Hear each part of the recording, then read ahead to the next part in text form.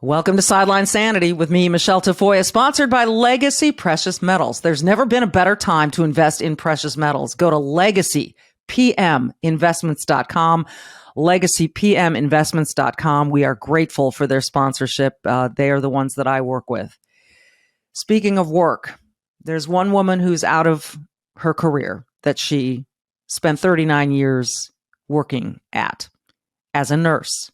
One of the most treasured, coveted, honored professions in our society.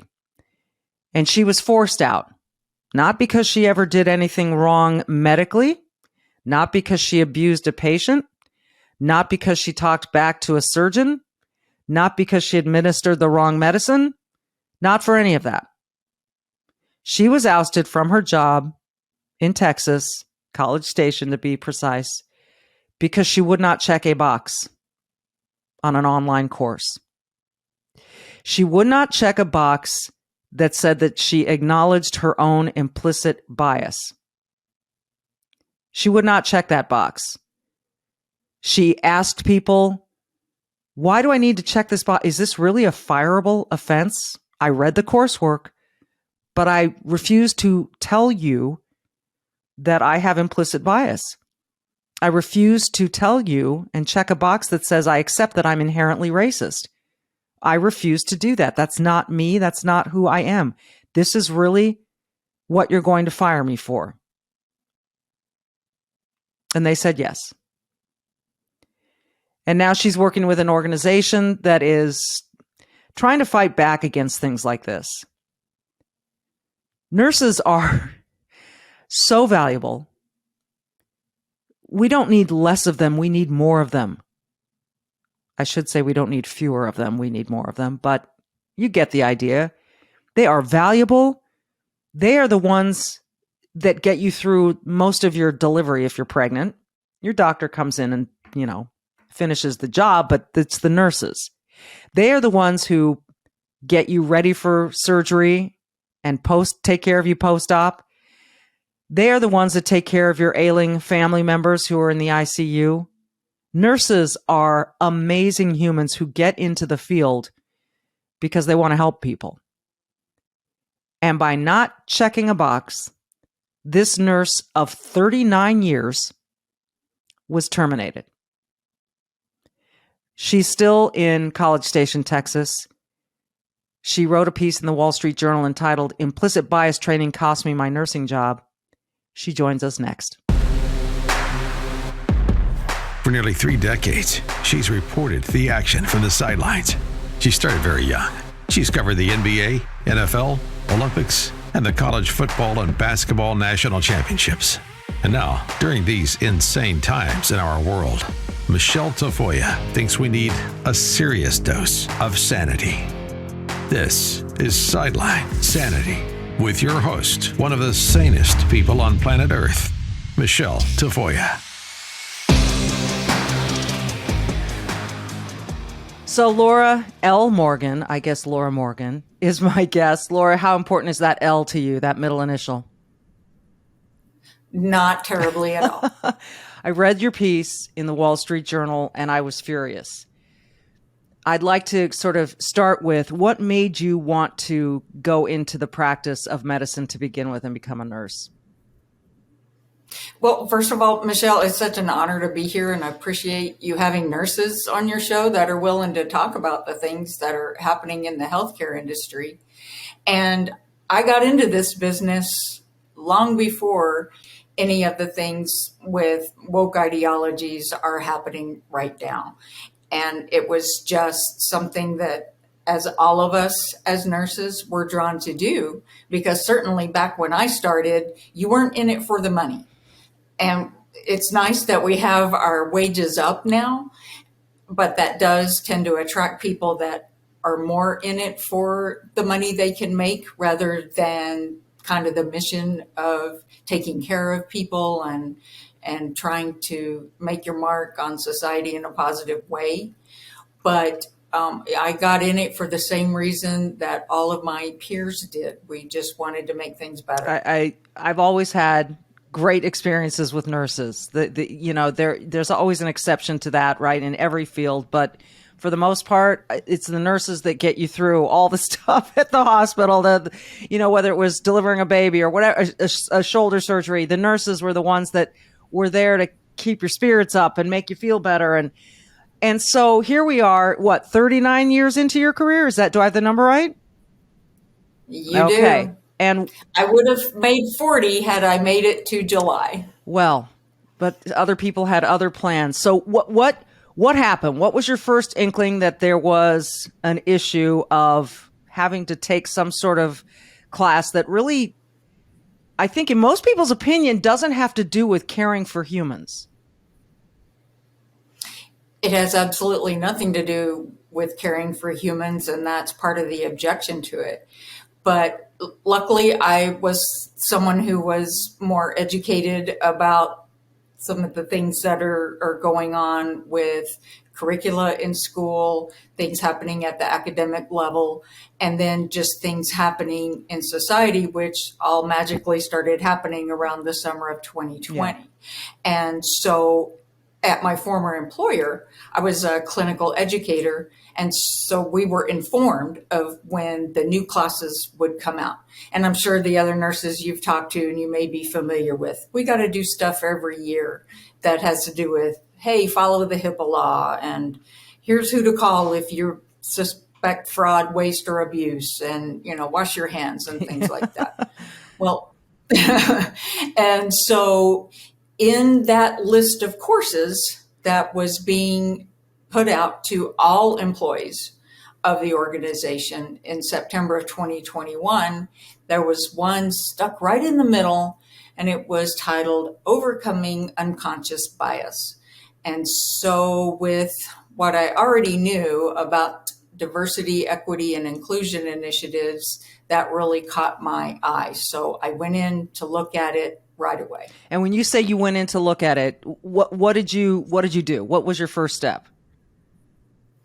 My position as an educator with the organization, I was able to look at things that are hosted on the learning management system. It's a platform where people go and take online courses. Gotcha. So you were interested in what this class was really designed to do. What did you find?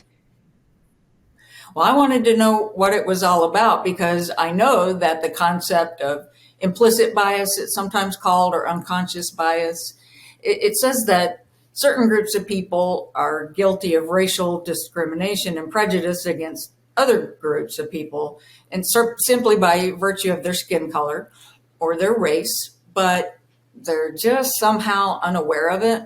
And so unconscious bias training then has to convince you that, yes, you do hold these biases against other people that are different from you, even though you're not aware of it. And sure enough, that was the content of the course that I was asked to take. And you were asked to take this course, not to teach this course. That's correct. It was delivered online. And so everyone in the company, this was a requirement for everyone?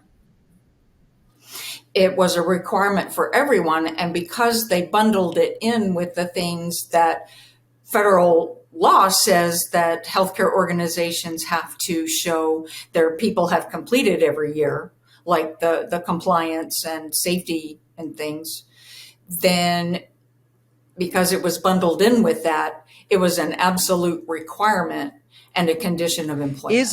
Is it under federal law? I see that you say it was bundled in on this, where you were looking at the classes that you needed to take. Is it federal law that you've got to take this class to be in healthcare, or was this just sort of snuck in there by your organization? It is not a requirement under federal law or any federal regulation. It was just bundled up in there with these other things that are important for people in healthcare to do every year. So what did you do? What step did you take? Because I'm gathering you didn't think this was a necessary course. I didn't think it was a necessary course, and I thought it was a dangerous course. Why? And well, because it promotes ideologies that divide people and actually create barriers between healthcare providers and their patients, because the course was actually telling you, and you could not complete this course unless you agreed that I'm willing to acknowledge my unconscious biases, so that at the point of care and the point of decision making with my patients, I acknowledge it so that I don't unintentionally hurt someone. And so my supervisor actually happened to walk into the office right as I was finishing this, and I went to her right away. I'm like, we can't do this. We cannot put this out. We can't require this of people. It's dangerous, and here's why. And I gave her the same explanations of it. And what did she say? She gave me I know, I understand. And so I asked for meetings with people higher up in the organization here locally in College Station. And I was granted a meeting, which was to include the chief nursing officer, my supervisor, and the HR director here regionally. The chief nursing officer had to send a surrogate, but the HR director didn't attend. And so I was making my case to the surrogate and my supervisor. To whom you had already made the case, right? This is the same person you had already gone to, the supervisor? Okay, Yes. so you're sitting there with the person you've already made the case to. The HR department doesn't show up, and the other person sends someone in their place. So the optics of that for me right off the bat are, you guys really aren't taking me seriously, and you don't really care about this, and I'm not getting a full hearing. But that's me. I don't want to put words in your mouth. What were you thinking when you entered that room? My purpose was I put the course up on the video board in the conference room and said, this is what it is saying. This is what is dangerous about it. These are the things that we shouldn't be saying. And the chief nursing officer's surrogate kind of cut me off, not very far into it, and said, what is your end game here? And so I told her, I object to taking this. I'm informing you that I will not complete the acknowledgement of it, and I feel that we need to withdraw this course from the rest of the organization. And what happened next? Well, my supervisor was pleading with me to go ahead and complete it. Her words to me were, I don't want you to die on this cross. And so she, at that time, and then in some subsequent one-on-one meetings with her, was asking me, we need you here. Please just complete it and let's move on. But I was going to stand my ground on Well, this is interesting. It was a hill or a cross you were willing to die on, obviously, because you didn't change your mind. I'll just push back and play devil's advocate for a little bit here, Laura. What would have been the worst that could have happened if you had taken it and you had to sign some sort of acknowledgement at the end that I have implicit bias and therefore I will check that at the, I mean, is that the worst part of it, that you had to put your name to something that you didn't believe in? Yes. And without clicking that acknowledgement, the course would not complete for you. And although I promise you, besides the people who developed it, I'm probably the person in that organization, which is several thousand employees. I looked at that course the closest. I am very familiar with what's in it. I thoroughly reviewed it, just not willing to sign my name to, okay, yes, I have unconscious bias, and I will put that in front of my mind when I encounter people. Right. In front of my mind. All right, quick break, and we're going to find out what happened next. It feels, I say this a lot, like the world is turned upside down, like someone took a little snow globe and they're shaking it up, and we're just in this whirlwind of uncertainty, financially, politically, civilly, culturally. And when you go to the gas pump, you want to cry. When you go to the grocery store, you don't know what to do. You can't believe your eyes. And then you think about your long-term prospects too. You think, I'm skimping pennies now, but I got to retire someday. What am I going to have? Legacy Precious Metals can help answer that question, because silver and gold, precious metals, are a great long-term play toward your retirement. Seriously, if you remember 2008, those who invested in gold saw really nice gains, and others lost their retirements. So this can make a difference, and has made a difference for many people. And it can be an investment of any size or shape that you choose. I would encourage you to call Legacy Precious Metals. Ask all your questions about this. I know you hear from, just tons of different companies about silver and gold. Well, I work with Legacy Precious Metals. Give them a call. They can answer all your questions. They've got a free investor's guide that you can download too. So here's the number, 866-528-1903, 866-528-1903. And as I said, there's a website where you can download the free investor's guide. It's legacypminvestments.com, legacypminvestments.com. What do you got to lose?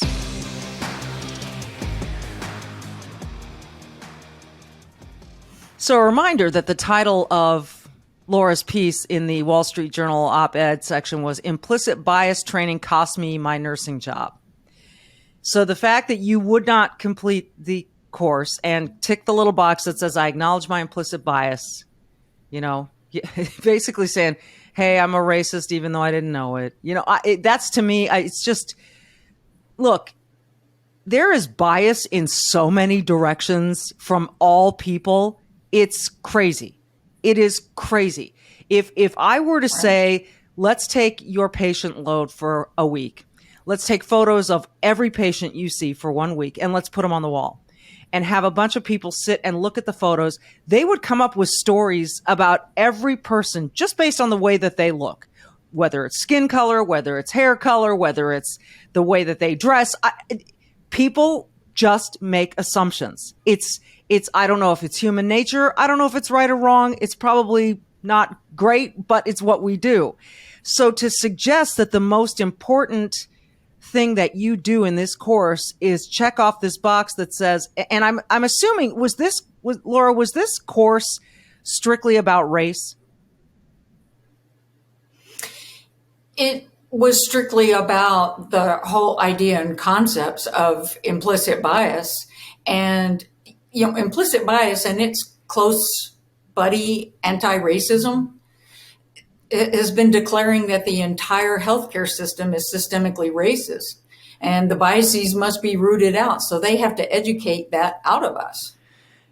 It feels like they're educating something into you, not out of you. That's the way I look at it.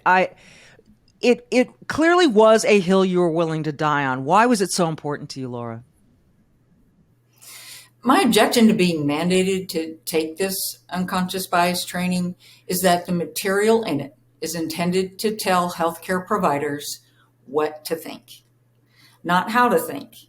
And an educator helps clinicians and especially young nurses. I was the nurse residency coordinator at that organization.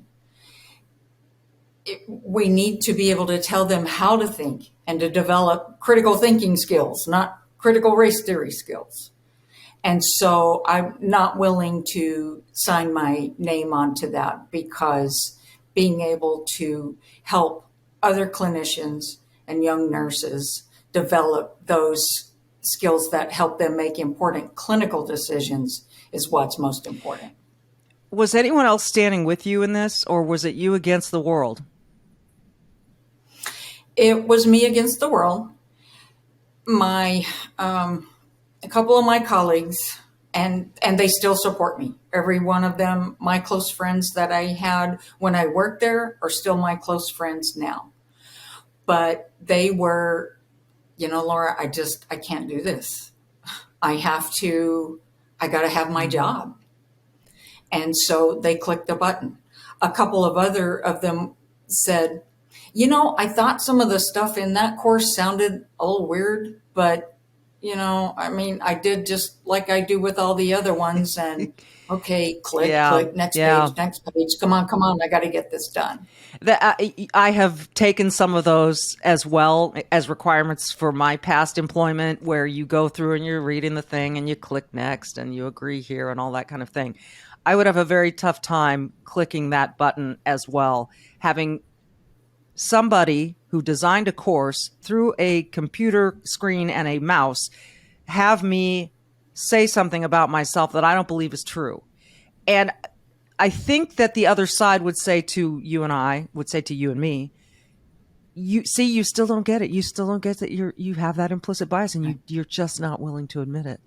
And I want to say back to them, I don't think you're willing to admit that each of us is a unique human being that has a foundation in our lives, and we've chosen to be a nurse, to be a broadcaster, whatever we've chosen to do based on our passion for the work. And I just, has anyone been able to convince you, bring you evidence, Laura, as a nurse of 39 years, that the entire healthcare industry is filled with systemic racism? Absolutely not. The evidence that they have is that they stand up and shriek about it. They're louder than we are, but I truly believe that they don't outnumber us. And so the evidence and the studies that they want to use, it's curious because medicine is built on evidence, and evidence that's in the body of knowledge of medicine and nursing is based on things that you can go back and prove. Mm-hmm. They can't go back and prove this, and it's true that critical race theory is a theory, isn't it? Well, that yes, and I've heard it described as something based on anecdotal data, stories, rather than actual numbers and statistics and that kind of thing. And it's just unfortunate because I do believe that people are well-meaning and well-intended, but I think I think that it's not being presented with the accurate evidence and data. That's and people will fight all day long about this. I've lost friends over this. So I respect other people's opinions, but I have yet to be convinced, and I certainly don't want anybody else telling me what's in my heart, what's in my soul, what's in my mind, how I view people, and how I view the world. That is not for anybody else to tell me, and I would never tell anybody else what is in their heart, soul, mind, and perspective. It's not known to you. I still learn about my husband after 22 years. We're still learning each other's viewpoints because we know each other better every single day. So this is so frustrating to me and maddening. So they fired you, right? Yes, ma'am. So on February 4th of this year, I was told that don't show up to work on Monday. Who told you? So I'm curious. My supervisor told me that, but I had also received a system generated email that said you haven't completed unconscious bias training. This is a requirement, and if you don't complete it by February 4th, you're placed on suspension, unpaid suspension. And if you don't complete it by February 11th, then the consequence is separation from employment. I'm guessing you knew right away what your decision was going to be. How did you react to the email and to your supervisor?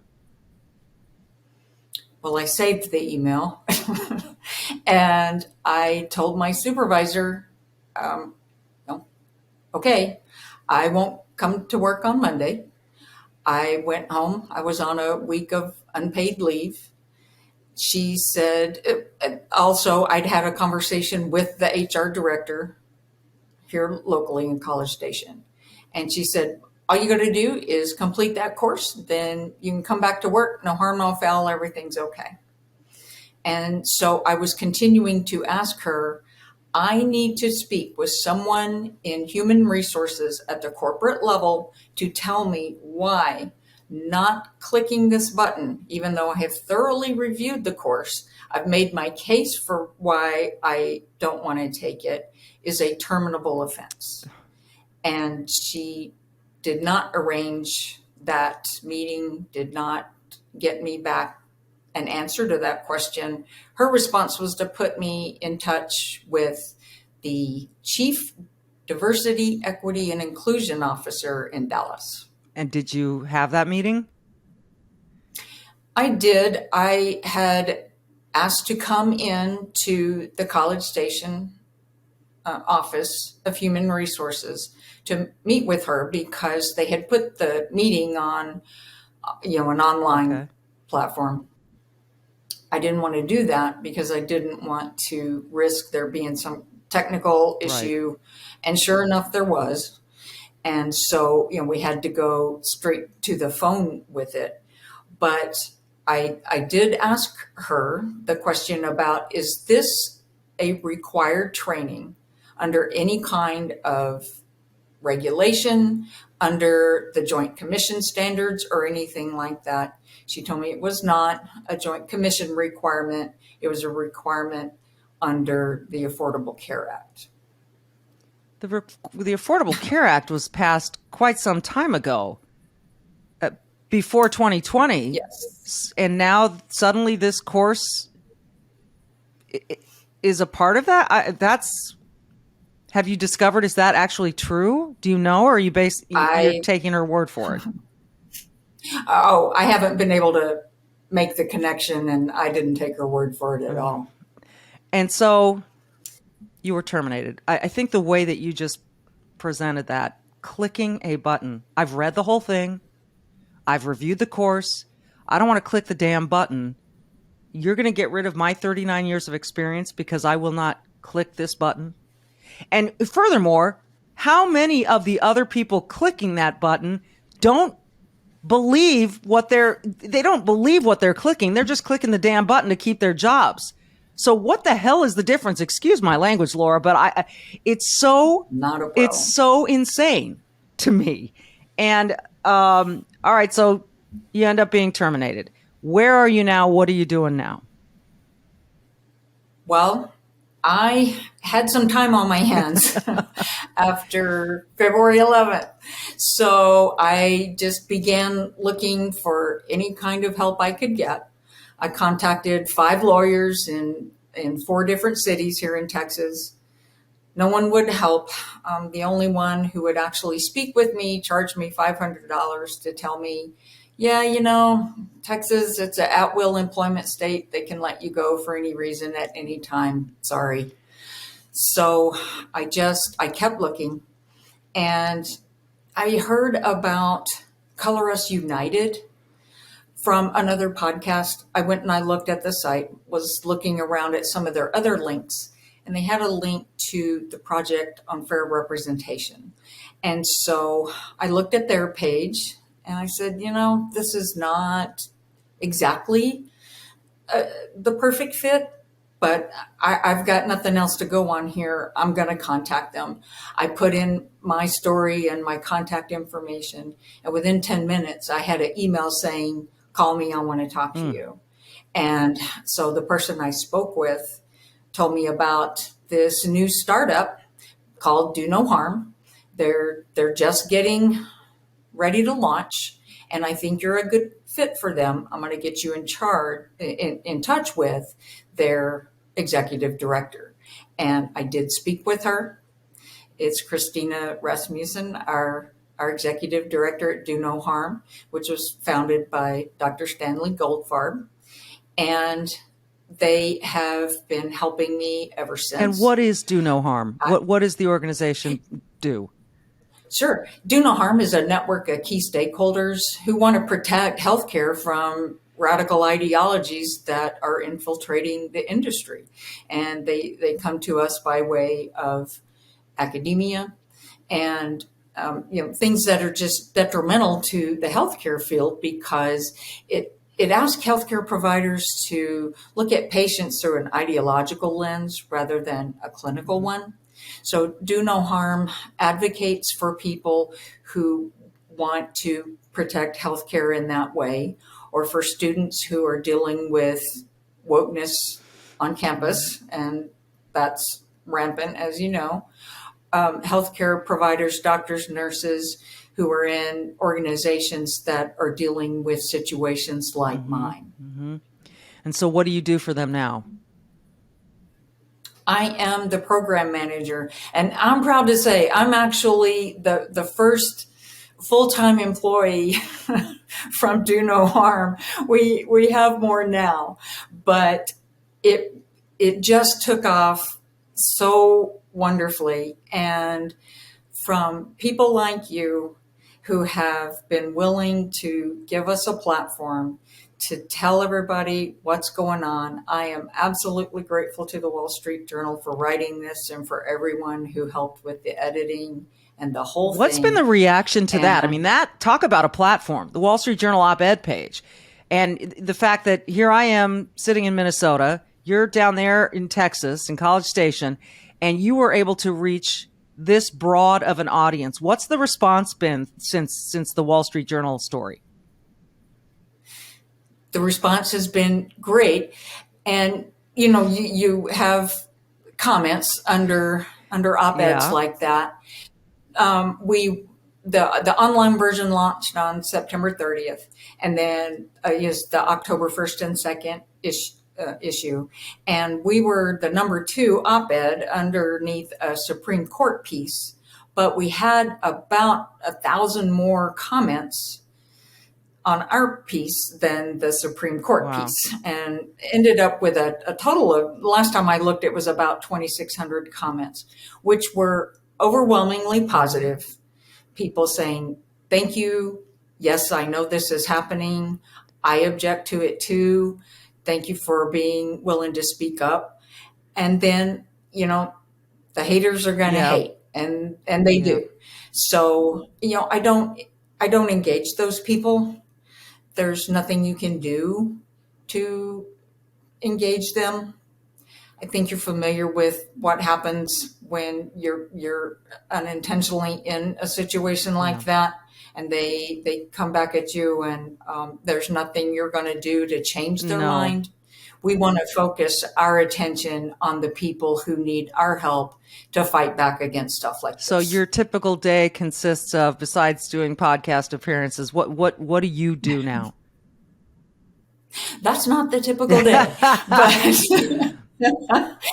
but I get to see the when new members join, we ask them to tell us your story if you want to. So I get to engage with people who do that, or those who go to donoharmmedicine.org and click the share your concern with us, because they're telling us about something that's going on that they're concerned about in their healthcare organization, their workplace, or their school, because we have doctors, nurses, students, members of the public, patients, policymakers who contact us to tell us about things they're a little bit concerned about. And one of those things was in the Wall Street Journal piece, which was about the states who are requiring implicit bias training as a condition of licensure now. So I lost my job because I didn't take it, and it was a condition of employment.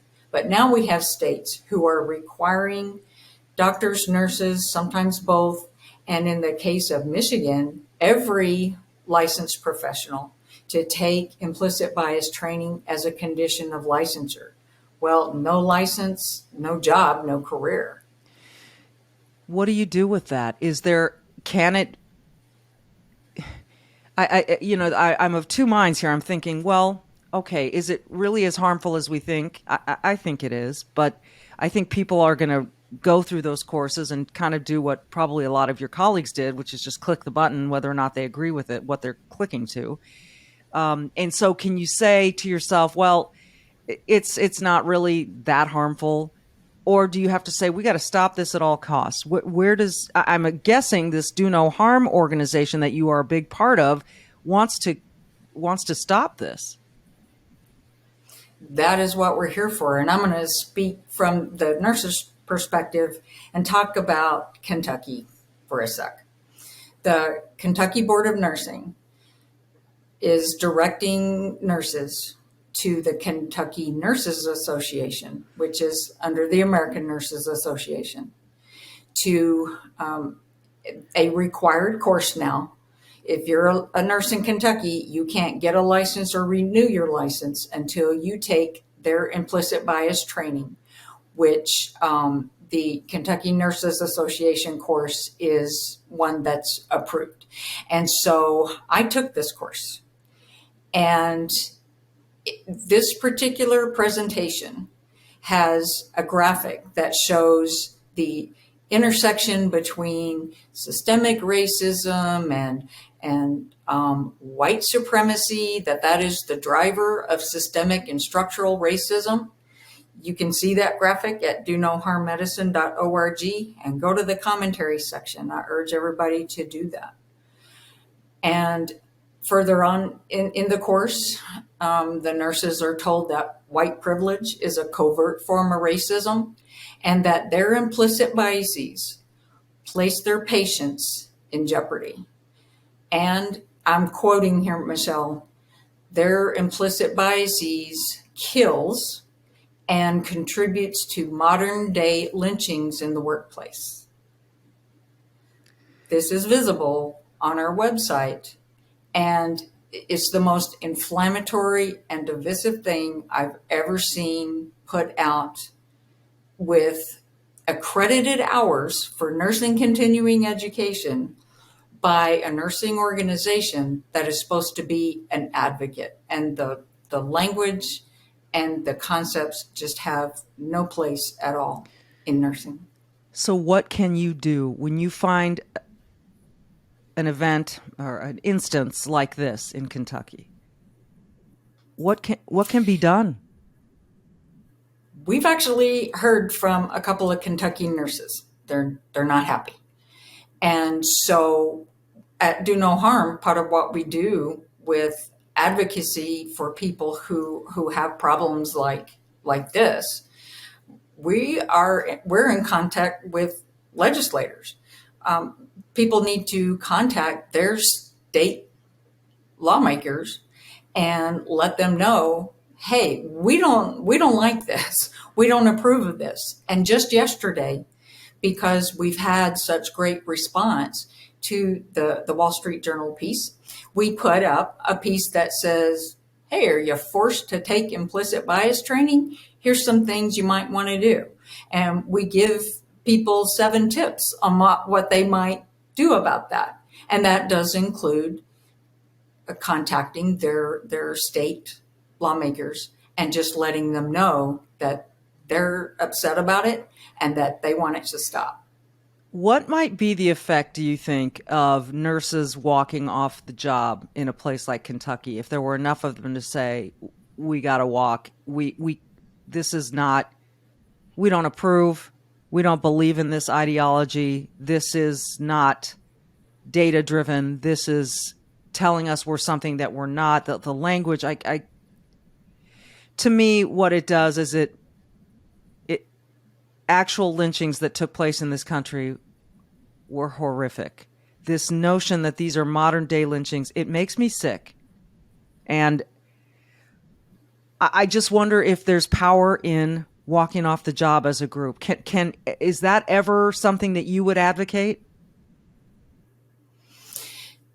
One person, one nurse who pushed back on this got fired.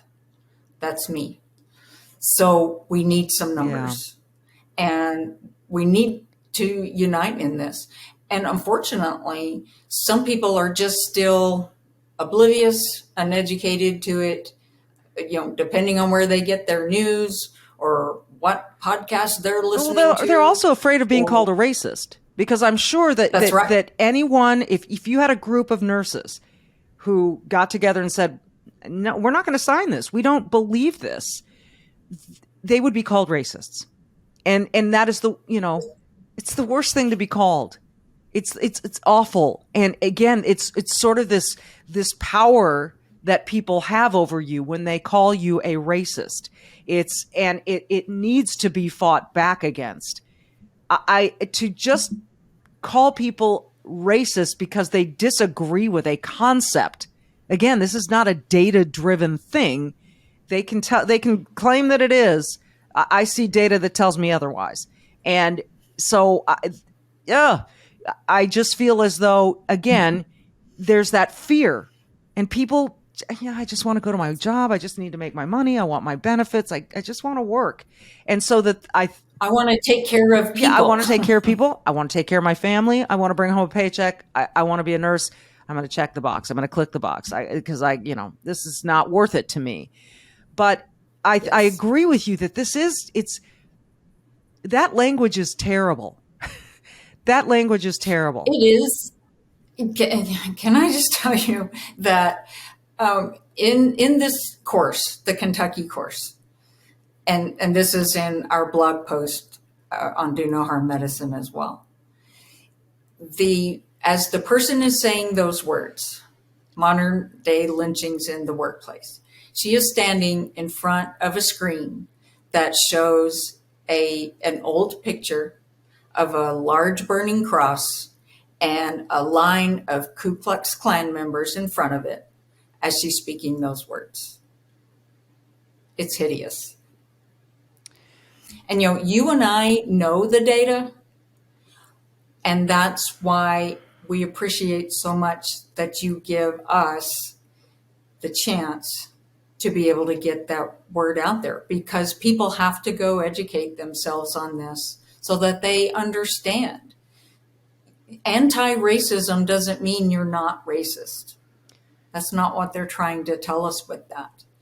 Because, Ibram Kendi is the father of that. I was just galled to see that he threw the first pitch out at the baseball game recently. But, he says the only way to deal with past discrimination is with future discrimination. And it's not true.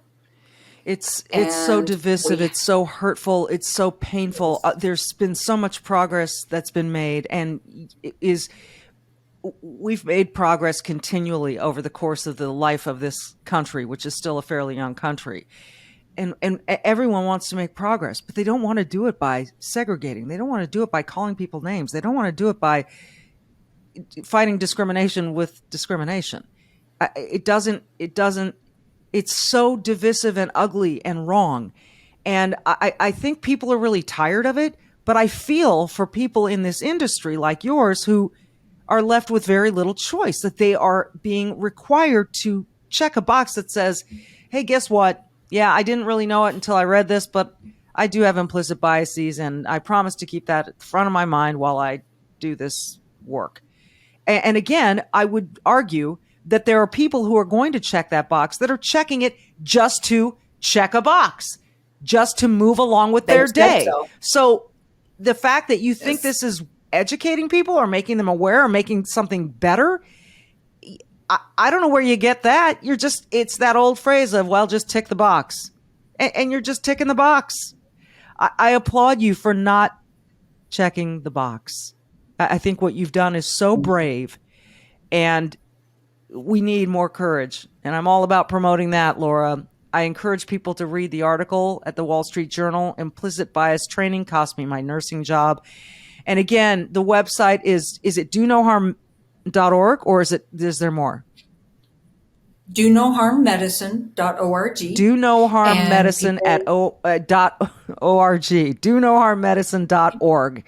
And they can see, as you said, some of this stuff that's going on. You've got it there on your website so people can see for themselves, for instance, this Kentucky course, what is going on out there. Yes. They can see our work. They can become members, and they can share their concerns with us as well. I'm grateful to you for coming and talking to us and sharing with us what you've gone through and what you're seeing out there. It's worse than I expected. Yes. And I say that knowing full well that people are going to take that comment alone and decide that I'm a racist. And I'm Yes. most certainly not. But you can't tell people that. For some reason, their words that you are a racist are more powerful than our own words that no, I'm not. And I don't know what's happened and why that is, but it's not helping our country. It's tearing us apart from the inside out. Thank you, Laura. It's doing the same to the medical profession, because I didn't just lose my job, Michelle. I lost my nursing career. I am a very happy person at Do No Harm Medicine. I feel like this is what I am meant to be doing now. So I've made my peace with that. But I don't want that happening to other people. And in the end, the ones who suffer from it the most are the patients that we swore and took an oath to take care of. That oath ought to be good enough. Yes. Laura, thank you. It's donoharmmedicine.org. Check them out. Again, direct other people that you know, especially people in the field, to them to tell stories, share the information, and be brave like Laura, do good like she's doing, like Do No Harm Medicine is doing. This has been Sideline Sanity. I'm Michele Tafoya. Thanks for being with us.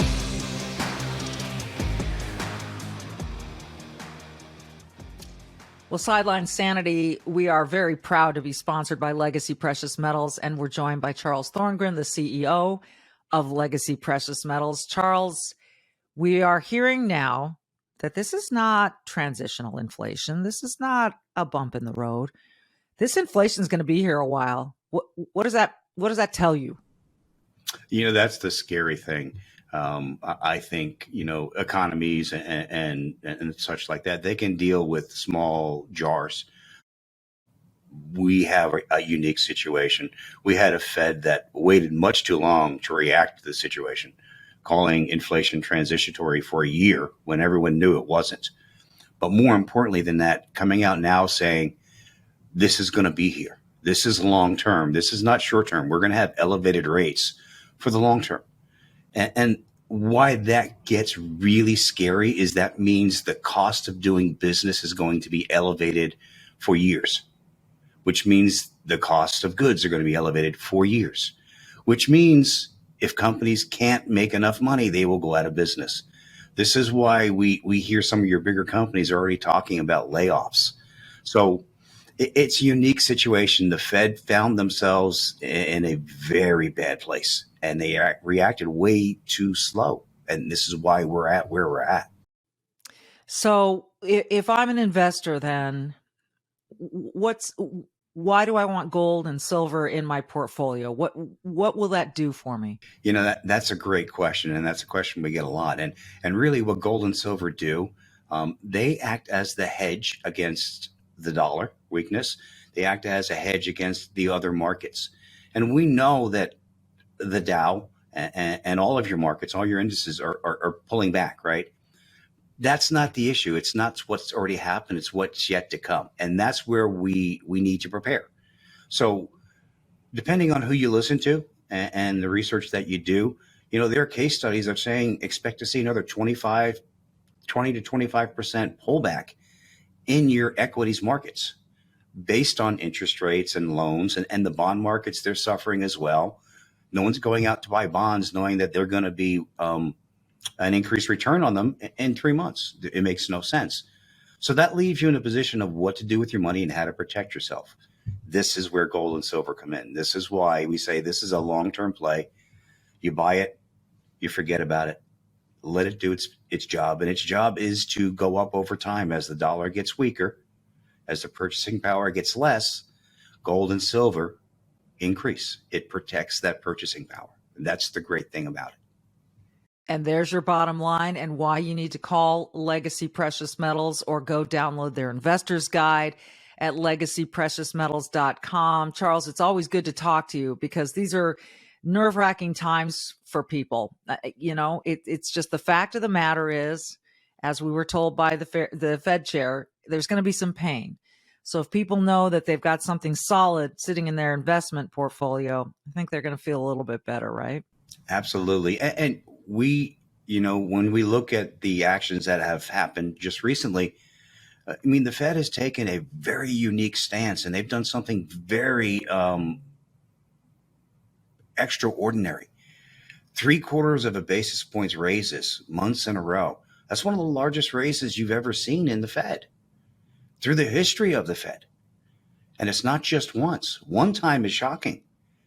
Here we are on the third month now, and we'll probably do another half a basis point next month or later this month, possibly even 3/4 of a point.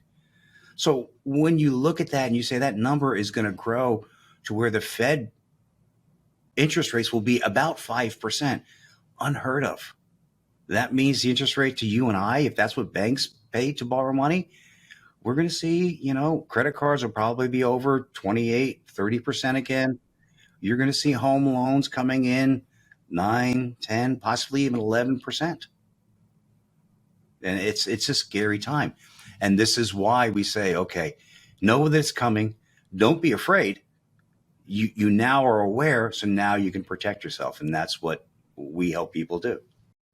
Don't be afraid. Prepare. Just prepare yourself. And like I say every day, I trust Legacy Precious Metals when it comes to investing in gold and silver.